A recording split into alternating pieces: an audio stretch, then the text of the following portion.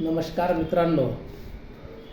तर आज आपण बघूयात की रोजच्या दैनंदिन जीवनातील ताणतणावामुळे निर्माण होणारी जी ब्लड प्रेशरची समस्या आहे त्याबद्दलच्या माहितीचा थोडक्यात हा व्हिडिओ. तर आपण बघतोय मित्रांनो की कोरोना गेल्यानंतर अकाली हार्ट अटॅक येऊन मृत्यू पावण्याचं प्रमाण खूप जास्त वाढलेलं आहे. सोबतच आपण बघतोय दैनंदिन जीवनामध्ये की अर्धांगवायू, त्याला स्ट्रोक म्हणतो आपण, त्या स्ट्रोकचं पण प्रमाण खूप जास्त वाढलं आहे.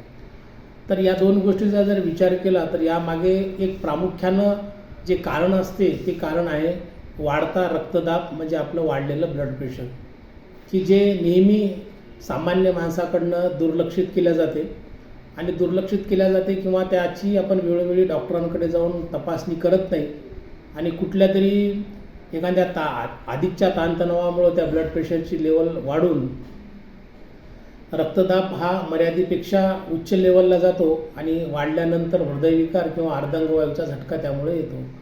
तर या गोष्टीला जर आपल्याला टाळायचं असेल तर आपण नेहमी आपला रक्तदाब आपल्या फॅमिली डॉक्टरांकडे जाऊन तपासला तर पाहिजेच आणि डॉक्टरांनी दिलेल्या ज्या ब्लड प्रेशर कमी करणाऱ्या ज्या गोळ्या असतात त्यांचं आपण नेहमीच सेवनसुद्धा केलं पाहिजे.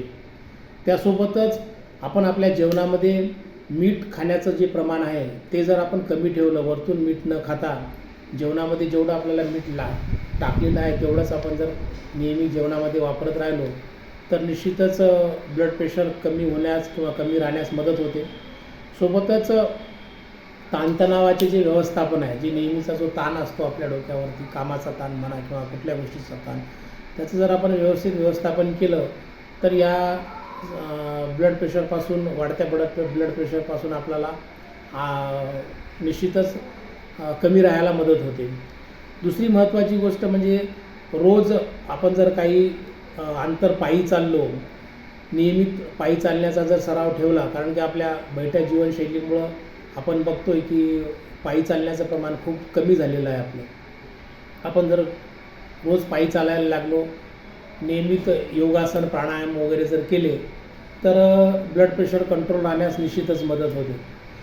याच ब्लड प्रेशरच्या माध्यमातून मी माझ्या रोजच्या प्रॅक्टिसमध्ये बघतो तर ब्लड प्रेशरच्या बाबतीत लोकांमध्ये फार अनास्था दिसते किंवा ते रेग्युलरली औषध घेत नाहीत किंवा चेक करत नाहीत.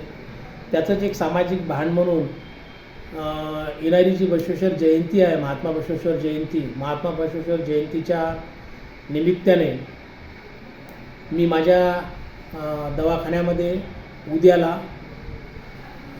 म्हणण्यापेक्षा आपण आजच म्हणूया, म्हणजे रविवार दिनांक 27 एप्रिल 2025ला माझ्या आठवडी बाजार येथील दवाखान्यामध्ये मी एक तपासणी शिबिर, म्हणजे रक्तदाब तपासणी शिबिर, सोबतच काही ज्या पेशंटला जर कोलेस्ट्रॉलसारखी समस्या दिसली तर त्या कोलेस्ट्रॉल आणि काही त्याला अनुसरून असलेल्या रक्तचाचण्या अशा अनुषंगाने माझे मित्र डॉक्टर कुणाल काळे हे सुद्धा माझ्यासोबत राहणार आहेत. तर एक सामाजिक भान म्हणून उद्याला या भव्य शिबिराचं मी आयोजन केलेलं आहे. उद्याला म्हणण्यापेक्षा आजच म्हणूयात, 27 तारखेला आपण. तर आपण या परिसरातील जनतेला मी आवाहन करू इच्छितो या व्हिडिओच्या माध्यमातून की जास्तीत जास्त लोकांनी आपली रक्तदाब तपासणी येऊन करून घ्यावी आणि जर त्यांचा रक्तदाब वाढलेला असेल तर आपल्याला त्यावरती व्यवस्थित मेडिकेशन करता येईल आणि वेळेवर काही रक्ताच्या तपासण्या आपल्याला कराव्या अशा लागल्या किंवा त्या अनुषंगाने कराव्या लागतील अशा वाटल्या तर आपण निश्चितच त्या करून घेऊयात. तर तारीख लक्षात ठेवा मित्रांनो, 27 एप्रिल रविवार दिनांक 27 एप्रिल आणि वेळ आहे 9 ते 2 या वेळेमध्ये.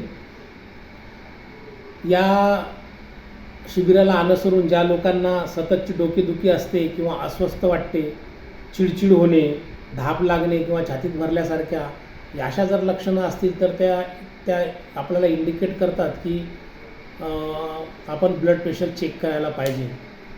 तर ज्या लोकांना अशा लक्षणाचा समूह दिसतो आपल्या शरीरामध्ये त्यांनी तर निश्चितच उद्याच्या शिबिरामध्ये येऊन आपलं ब्लड प्रेशर चेक करायला पाहिजे तर मित्रांनो, तुम्ही रविवार दिनांक 27 एप्रिल 2025 9 ते 2 या वेळेमध्ये, सकाळी 9 ते 2 या वेळेमध्ये येऊन आपलं ब्लड प्रेशर तपासून घ्या आणि या शिबिराचा अवश्य लाभ घ्या अशी मी सर्वांना विनंती करतो.